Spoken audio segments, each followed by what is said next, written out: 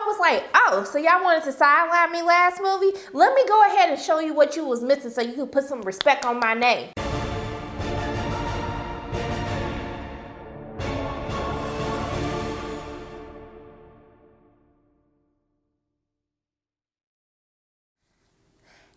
It's Shronda from Pay or Wait, and today I'm going to be reviewing Ant-Man and the Wasp, which is directed by Peyton Reed, who directed the first Ant-Man, and it stars Paul Rudd, Michael Douglas, Evangeline Lilly, and I have to tell you, just to set expectations for this review, I did not necessarily care for the first Ant-Man. I wasn't a huge fan of it. It was one of those movies where I just like, okay, I'm watching it because I watch all the movies, but I don't know if I would necessarily watch this movie again. And so I just want to tell you that so you can kind of base how you feel you relate to this review off of how I felt about the first Ant-Man compared to this Ant-Man. So now that we have all of that out of the way, let's get into this movie. Now, this is going to be a spoiler-free review because I don't want nobody coming after me talking about you spoiled the entire movie. I'm not going to do that to y'all, okay? Because we're family, all right? So I'm not really going to go into the plot of the story, but I will tell you that the events of in this movie take place after Civil War, and so we know that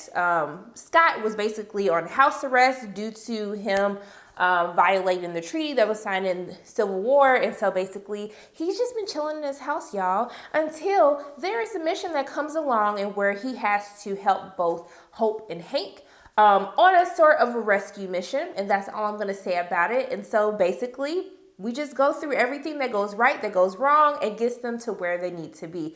So, what I loved about this movie, Evangeline Lilly, she kicked ass in this movie. I loved her. You was watching the movie the whole time, you was just like, Hank, I understand that you were like caring about your daughter, you were being a good parent, like I don't want anything to happen to my child.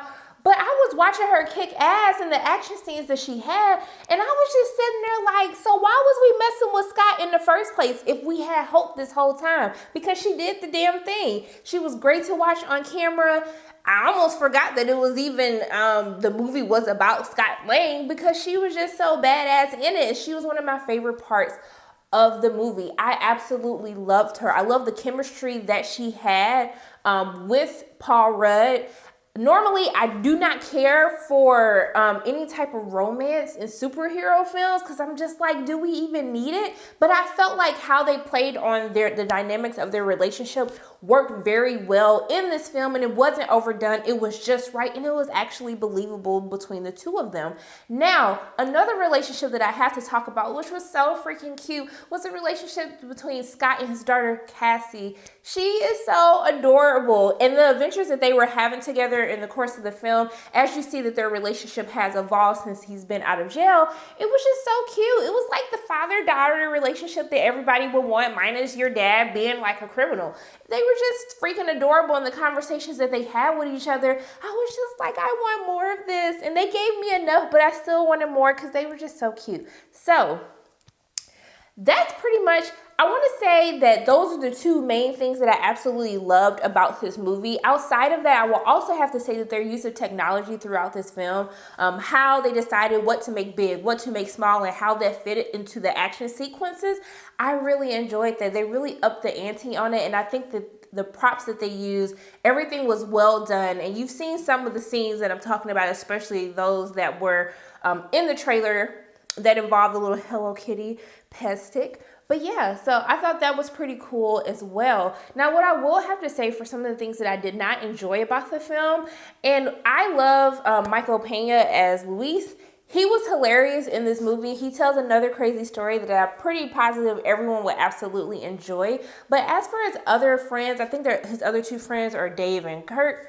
And I just felt like they didn't do it for me. They didn't annoy me as much in the first movie, but I just felt like when they were on screen, I was just like, y'all are so corny. Like, I know this is a family movie, but I was just like, y'all don't need to be that corny to be funny. I just felt like their characters weren't needed, and you really could have just had Luis and I would have been okay. But that's just me being real nitpicky. I don't know if necessarily their characters may bother other people, but for me, I was just like, yawn, bored, let's move on. Also, too, I would have to say that we know that Michelle Pfeiffer is in this movie. I'm not going to disclose what her role is, even though most of you probably already know. But I do feel as though her character was underutilized in the film, and her character was underutilized so much to the point where I felt as though anyone basically could have played her character. And I just feel like, why y'all spending all these coins on people if you're not going to really use them? That's a waste of money.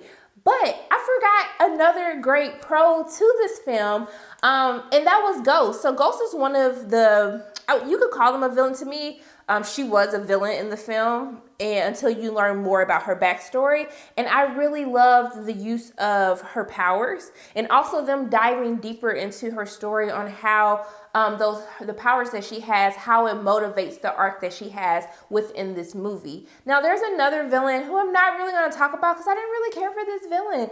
He was just a little cuckoo. It was just, I was just like, this is not a good villain. I'm not feeling him. And he always plays villains in movies. Maybe I'm just tired of seeing him. He was the guy who played the villain in Tomb Raider. And I was just like, I don't care for him either. And I don't even know if you guys necessarily needed him to be in the film as another villain. But overall for me, I really enjoyed this movie. Like I said before, I did not care for the first Ant-Man. I did feel as though that this Ant-Man was better. It had more action in it, had better action sequences. I love the fact that they focused on Evangeline Lilly's character more in this film because she was so badass. You can tell. You ever see someone, you're like, yeah, she a bad bitch. Like, yes, I like her. And in this movie, you're just like, yes, I want to see more of her.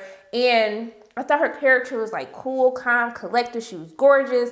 And I really love the humor in this film. I thought the movie was funny. It was funny in the right parts. I know a lot of people get so bent out of shape, like, all the Marvel movies are just so funny now. Oh my gosh. But I thought it works for this film. And I love that it wasn't so serious because we just came from Infinity War. And I just wanted something where we can just kind of just forget about everything that happened. Forget about everyone kind of blowing away into dust and just have fun with the movie. And that's what I appreciated about Ant-Man and the Wasp. And for me, I would have to say that you can spend your coins on this. This is a nice little movie to go see for the 4th of July weekend. I would say pay to go see this film in theaters.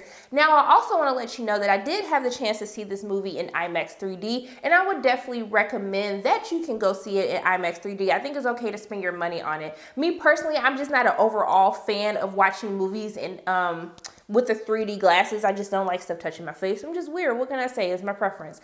But also too, there are two credit scenes. One mid-credit scene, one post-credit scene. Definitely stay for the mid-credit scene. You can stay for the post-credit scene, but I'm gonna let you know I was kind of just like yawn. Okay, it wasn't really needed.